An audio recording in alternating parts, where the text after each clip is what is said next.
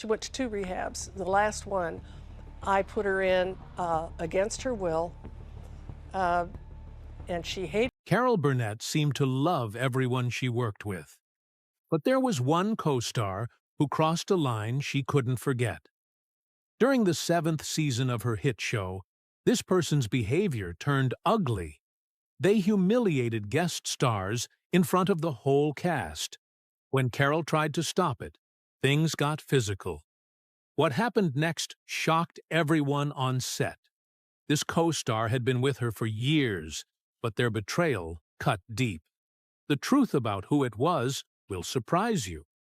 Carol Burnett was born on April 26, 1933, in a crumbling hospital in San Antonio. Her birth certificate didn't even list an address.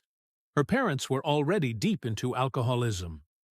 By the time she turned 4, both were drinking every day. Her mother's rage often turned violent. Carol would hide under beds to escape the shouting. Neighbors brought food because her parents wouldn't. Looking back, Carol called it survival, not childhood. She remembered a constant sense of loneliness. Statistically, kids in homes like that rarely escape, but Carol did. Her parents' marriage didn't last long. Her father walked out when she was just 2. By 6, the divorce was final. The court blamed drunkenness and neglect. Carol sat through some of the hearings. She later said it made her feel invisible. Her mother stayed bitter. Her father moved to Los Angeles and drank even more. Still, Carol somehow learned to observe everything. Years later, that helped her build characters that felt real on stage. After the divorce, Carol and her half-sister Chrissy were sent to live with their grandmother. They ended up in a tiny windowless room in a rundown Hollywood boarding house. Rent was $9 a week. Their bathtub was down the hall, shared with other tenants. Mice ran across the floor at night. They lived on her grandmother's Social Security checks, $30 a month. Carol made toys from broken furniture. She read books others threw away. She went to free radio tapings just to feel some joy. In 1941, Los Angeles County said 7% of children were considered neglected. Carol easily could have been one of them. At 8 years old, something strange happened. Carol invented a twin sister named Karen. Karen had curly blonde hair and perfect dimples. Carol would run out the front door, change outfits behind the building, and come back as Karen. She kept this going for almost 2 years. She even invited Karen to a birthday party once. One neighbor wrote to her grandmother, suggesting she needed help. But to Carol, it was her first try at improvisation. She didn't just make up stories. She acted them out. That was the beginning of something bigger. By 9, she was practicing her Tarzan yell on the rooftop. She copied the jungle call from old movies, yelling until neighbors came running. Sometimes police even showed up. She didn't stop. Over time, her voice got stronger. Her lungs stretched. When fans called out Tarzan during her show years later, she could do it on command, without missing a beat. It had started as escape. It became her trademark. Survival didn't stop at yelling. Her grandmother had a habit when they went to the movies. After the film, she'd quietly take toilet paper from the theater bathroom and stuff it into her purse. They couldn't afford to buy their own. Carol never forgot those moments. Years later, she'd laugh about it. But at the time, it wasn't funny. It was what kept them going. Movies were more than escape. For Carol, they were school. For a dime, she'd sit through double features. She studied the actors, the timing, the way scenes flowed. She paid attention to how the audience reacted. When she built her comedy later, it came from those dark theaters. She even parodied Gone with the Wind on her show, pulling straight from those early memories. Those movie houses taught her everything. Back in their little kitchen, music brought moments of peace. Her grandmother played piano. Her mother sometimes picked up a ukulele. They sang songs like "You Are My Sunshine." On those nights, it didn't matter how poor they were. Carol learned to harmonize at that kitchen table. It gave her the confidence to sing in front of others. That spark would grow into the musical sketches she became known for. One moment stuck with her forever. She told her mother she wanted to be an actress. Her mother looked at her and said, "You can always write, no matter what you look like." Carol remembered the words exactly. God, that hurt. In that moment, she realized her own mother didn't believe in her looks. But instead of breaking her, it drove her. She built a career that proved talent mattered more than beauty. She gave a voice to people who didn't fit the mold. By the early 1950s, her father was barely surviving. Alcohol had taken everything from him. Carol left for New York in 1954 to chase her dream. Not long after, her father died at 47. His liver had given up. Carol said he was never mean, just lost. As her life was just beginning, his was already over. In 1954, Carol Burnett was just a junior at UCLA, unsure of what the future held. She was preparing for her final theater exam when her professor canceled it without warning. Instead of a test, he asked her and a few classmates to perform skits at a party for other faculty members. It felt more like a joke than a gift. Carol had been worrying about her finances and wondering if she'd ever get a real shot at acting. But that unexpected night changed everything. She threw together a comedy sketch on the spot and performed it in front of an audience of professors. Their laughter wasn't polite. It was real. For the first time, she saw adults in positions of power respond to her humor. What she didn't know was that someone in the crowd had been watching her very closely. After the performance, Carol did something she would later laugh about with embarrassment. She began quietly slipping cookies into her purse. She wasn't being greedy. She was just hungry. Food was often a struggle, and she wanted to take something back to her grandmother. Just as she was stuffing the last few cookies, an older man in a suit walked up to her. She froze. She thought he might call her out or make her leave. But instead, he complimented her performance and started a conversation. That awkward moment over cookies ended up being the key to a door she didn't even know existed. The man turned out to be a wealthy shipbuilder from La Jolla, and what he offered was almost too good to believe. He gave Carol and her friend Dawn Saroyan a loan of $1,000 each. No interest, no catch, except one. The money had to be used to go to New York and chase their dreams. In today's money, it would be nearly $12,000. For two broke students, it was life-changing. This man, whose name Carol never revealed, asked for no credit, no public thanks. But his act of generosity became the foundation of Carol's career. There were 3 conditions. First, the money had to be repaid within 5 years. Second, his identity must remain a secret forever.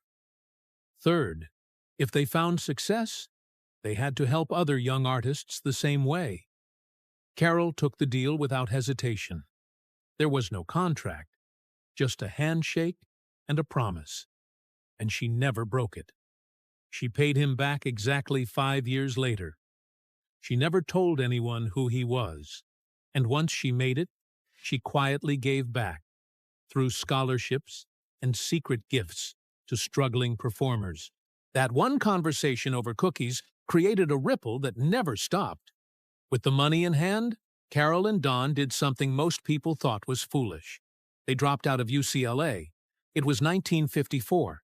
Women weren't expected to leave school to chase dreams in show business. But they packed their things and took the train to New York. They used the loan for rent and auditions, living in a small apartment and eating cheap meals. For years, the struggle continued. But in 1959, just 4 years later, Carol landed the role that would turn her into a star. She played Princess Winifred in the Broadway show Once Upon a Mattress. The musical had started in a small off-Broadway theater, but moved to Broadway because the audiences couldn't get enough. Carol's performance was funny, fearless, and full of heart. She was just 26 years old, and her name was suddenly on everyone's lips. She earned a Tony nomination and stayed with the show for its 470-performance run. Years later, she would bring the role to television, cementing it as one of her most beloved characters. By the time she returned the $1,000 in 1959, she had made good on every part of her promise. She marked the exact day the loan was due. She tracked down the man who had believed in her before anyone else did.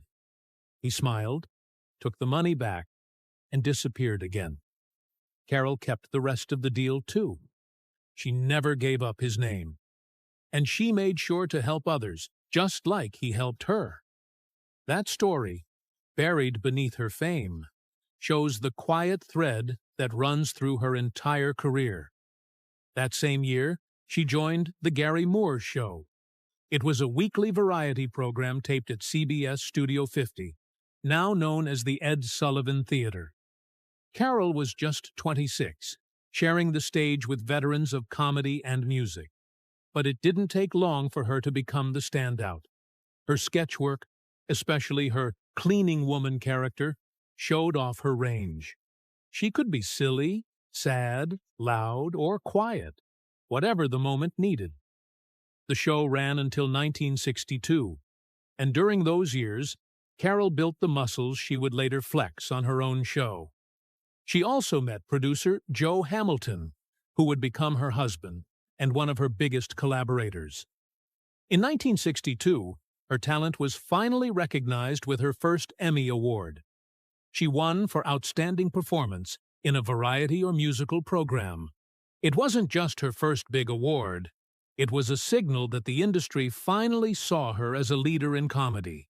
She had been in hundreds of sketches by then, and her name was becoming familiar in homes across America. That Emmy was the start of an extraordinary run. By 2024, she had earned 7 Emmys out of 25 nominations. But that first one mattered the most. It showed her that taking risks and staying true to her voice could actually lead somewhere. Also in 1962, Carol teamed up with Julie Andrews for a special that would become legendary.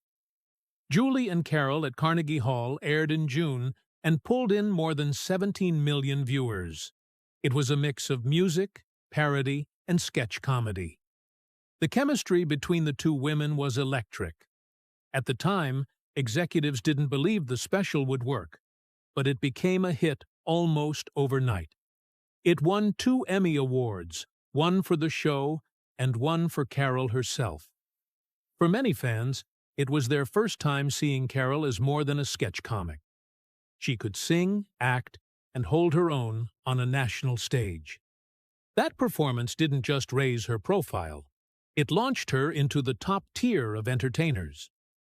Carol Burnett married Don Saroyan on December 15, 1955. She was just 22. They had met in college 3 years earlier, long before her face became familiar on television screens. At the time, Burnett was still struggling in New York, taking whatever job she could find, working as a hat-check girl, living paycheck to paycheck. Saroyan was also trying to break into acting, but neither of them had found a clear path. Their marriage unfolded in the shadows of small apartments and unpaid bills. It wasn't until 1962 that Burnett's life changed almost overnight, when Julie and Carol at Carnegie Hall aired and won an Emmy. That same year, their marriage ended. They finalized their divorce on September 25th, just as her career was taking off. It was a split that reflected how success doesn't always arrive with peace. Only a few months later, on May 4, 1963, she married Joe Hamilton. a television producer who had worked on her Carnegie Hall special. Their relationship was part love story, part showbiz merger. Hamilton had 8 children from a previous marriage, which he ended the same day he married Burnett in Mexico. Together, they would have 3 daughters, bringing the household total to 11 kids. The house was always full of voices, movement, and schedules. Burnett would later describe those years as both joyful and chaotic. In public, she was the calm and funny host. At home, she was navigating packed dinner tables and back-to-back school events while juggling scripts and costumes. The reality behind the laughter was non-stop work. Their first daughter, Carrie, was born on December 5, 1963. Jody followed on January 18, 1967. Then Erin arrived on August 14, 1968. But not all pregnancies ended with joy. In early 1965, Burnett had a miscarriage at just 9 weeks. She kept that pain private, even as her star kept rising. But the deepest heartbreak came much later. Carrie struggled with addiction from the age of 13. After years of trying to help her through recovery, Burnett lost her in 2002. Carrie was only 38 when she died from pneumonia brought on by cancer. The public often saw only the comedy. They didn't see the sleepless nights, the hospital visits, or the quiet grief that followed. Joe Hamilton wasn't just her husband. He was the producer behind The Carol Burnett Show, which debuted in 1967. That show would become one of the most influential comedy variety series in TV history. But while building that success, Hamilton was also trying to manage a family of 11 kids. Mornings started with breakfast chaos. Evenings ended with production meetings. The pressure built up year after year. And after nearly 2 decades of marriage, they separated. Their divorce was finalized in 1984. Behind their creative partnership was a reality filled with deadlines, emotional exhaustion, and heartbreak. Their story showed how even the most successful lives come with heavy trade-offs. Before her breakthrough, Burnett had taken whatever roles came her way. In 1955, she played the girlfriend of a ventriloquist dummy on The Paul Winchell and Jerry Mahoney Show. In 1962, she played a guardian angel in an episode of The Twilight Zone, which was supposed to be a pilot but never took off. In between, she was Buddy Hackett's awkward girlfriend on Stanley and a contestant on early game shows like Pantomime Quiz.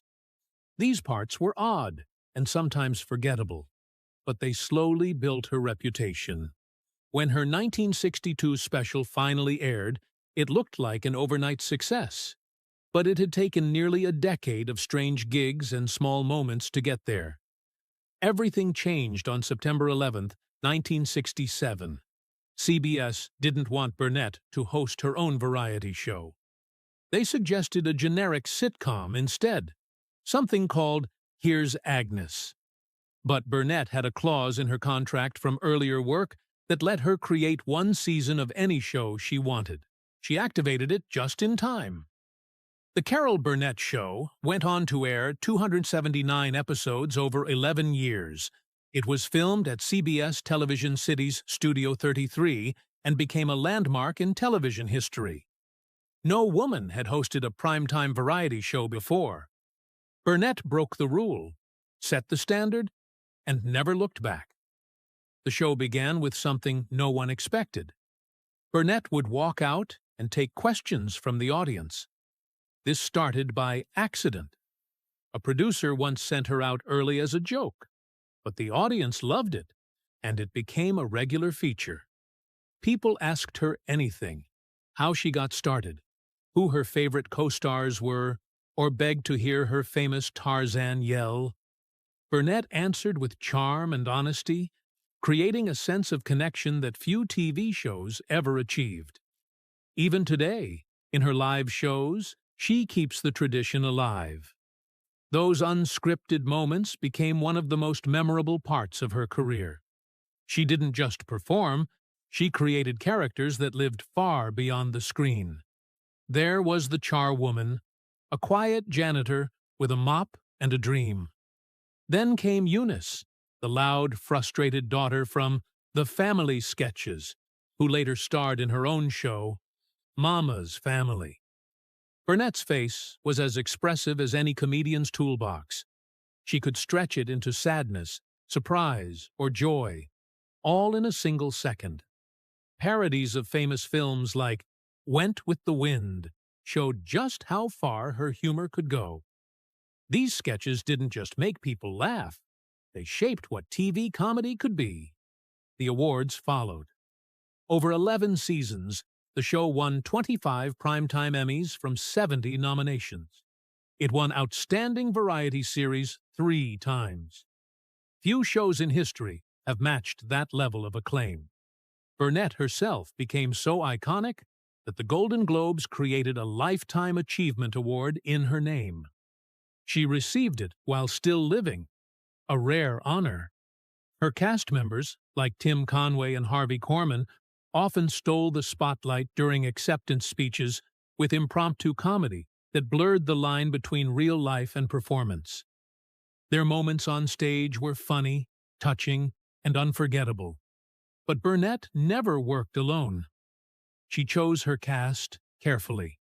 Harvey Korman had already proven himself on The Danny Kaye Show. Vicki Lawrence was a teenager who sent Burnett a fan letter and ended up becoming one of her strongest performers. Lyle Waggoner, who had once auditioned for Batman, became the show's announcer and straight man. Tim Conway, originally a guest, joined full-time in 1975. He became known for stretching out sketches with perfectly timed silences and stumbles. Together, they made TV magic. Their chemistry is still studied today. Their sketches still played in tributes and classrooms. Harvey Korman had always been a towering presence on the Carol Burnett Show. But by the 7th season, something in him had changed. His moods began to shift without warning. People on set noticed the tension, especially the guest stars. That week, it was Tim Conway and Petula Clark. Conway, who always brought joy to the room, got cut down mid-rehearsal. Korman called one of his sketches stupid and didn't even try to hide it. Clark barely got a polite hello. Things got worse when Korman mumbled something cruel under his breath while rehearsing with both of them. The show had built a reputation for laughter and warmth, but in those moments, the air grew cold. Carol Burnett, known for her kindness and grace, finally had enough. She walked straight into Harvey's dressing room and told him that his behavior was out of line. She didn't yell. She didn't insult. But she was firm. What she didn't expect was the blast of anger in return. Harvey told her to stay out of his business. He even said he'd rather quit after that night's show. When she tried to hold her ground, he physically forced her into the hallway and slammed the door. Carol was stunned. They had worked together for years. That moment shook her deeply. Carol wasn't someone who enjoyed conflict. She had always avoided it. But now, she needed strength. So she imagined herself as someone else. In her mind, she became Joan Crawford and Barbara Stanwyck. Tough, sharp, unbreakable. With their voices in her head, she stood tall, walked back to his door, and this time she didn't hesitate. She told Korman that she had already called his agent. He was fired. He wouldn't be coming back. Harvey didn't believe her at first, but when he saw her eyes, when he heard her steady tone, he knew it was real. For a moment, the fight left him. He began to feel the weight of what he had done. The outbursts, the coldness, the missed chances to show grace. Suddenly, it all caught up with him. And in that moment, he apologized. He asked for one more chance, 1 week, a full week of rehearsals and tapings without a single outburst. Carol said yes, but only if he stayed cheerful the whole time. And he did. He kept that promise. Not just that week, but until the end of the show's run. they stayed close for the rest of his life. When Harvey Korman passed away in 2008, Carol Burnett didn't remember the shouting or the slammed doors. She remembered the friendship that came after. She believed that confrontation saved not just their bond, but the show itself. Behind the scenes, Carol Burnett had her own battles. Her eldest daughter, Carrie, started using drugs at just 13. It wasn't a quiet struggle. Carrie tried everything: alcohol, marijuana, heroin, cocaine, and quaaludes. By 15, she was already in her third rehab. Carol and Joe Hamilton were doing everything they could, but nothing seemed to work. In 1979, the press found out. People magazine called it Carol Burnett's Nightmare. It wasn't a headline. It was the truth. Carol later said those years felt like walking through fire with no way out. But somehow, Carrie made it through. She got clean. She stayed sober for more than 12 years. She visited schools. She spoke to others about addiction. She turned her pain into a path for others to follow. The weight of those struggles took a toll. Carol and Joe Hamilton, married since 1963, began to drift apart. By 1982, they were living separately. The stress of Carrie's addiction, along with the endless work hours, pushed them to the edge. Carol had always been the one who tried to make things better without causing conflict. But this time, there was no easy fix. In 1984, they divorced. The breakup of their marriage, once so full of creativity and success, became another heartbreak in a growing list. 7 years later, in 1991, Joe Hamilton died. He was just 62. The cancer had spread through his head and neck. The man who had built television history alongside Carol died quietly at home. Despite the divorce, they had stayed in touch, especially for the kids. Joe had been a genius behind the scenes. 20 Emmy nominations, 5 Emmy wins. But his final years were marked by personal loss, addiction, divorce, illness. His death left a hole in both their family and the world of television. Then came the greatest blow of all. On January 20, 2002, Carrie Hamilton died. She was only 38. After years of sobriety and hope, cancer took hold. It began in her lungs, then spread to her brain. Pneumonia set in. And just like that, the girl who had survived addiction, who had found her voice, was gone. At the time, Carrie was working on a Broadway play with her mother. It was called Hollywood Arms. Even as her health failed, she kept writing. She kept dreaming. Carol later said losing Carrie felt like being cut in half. But she also said that Carrie's strength, her choice to fight, to recover, to create, remained with her every day. In 1988, years before the cancer, mother and daughter had taken a journey few expected. They went to Moscow. Their goal was clear: help launch the first Alcoholics Anonymous group in the Soviet Union. At the time, the country had over 4 million registered alcoholics.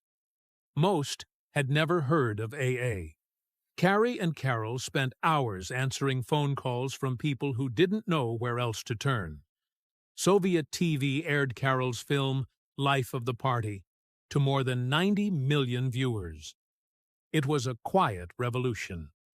Carrie, still early in her recovery, told those callers they weren't alone. Her voice, once shaped by pain, had become a lifeline for strangers across the world. During the early 1980s, 2 of television's most beloved comedy stars quietly drifted apart.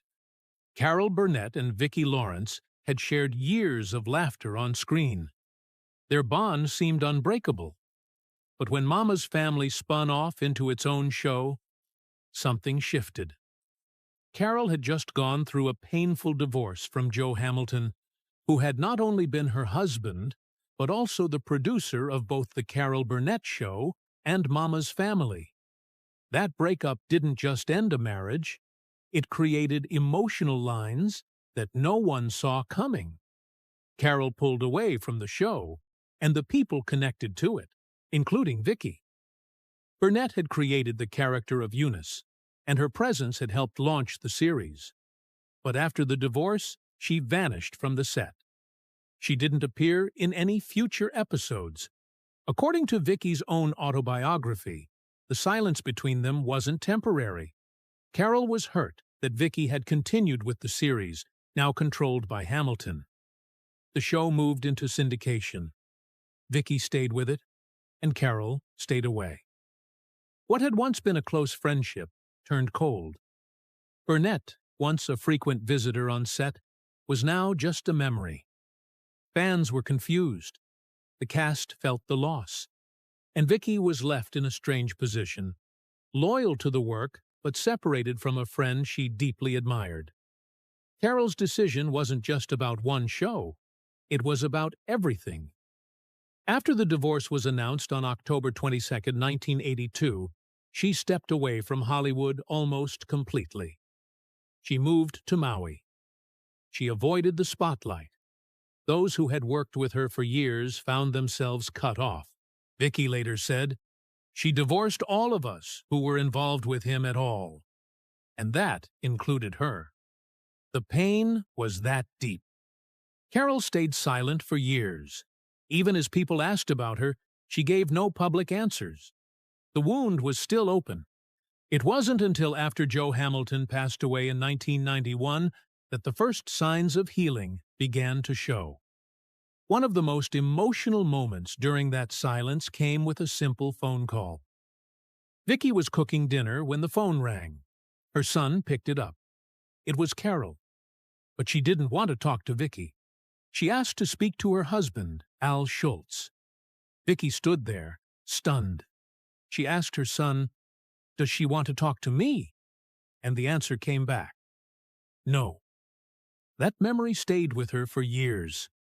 After Al took the call, he told Vicky what Carol had said.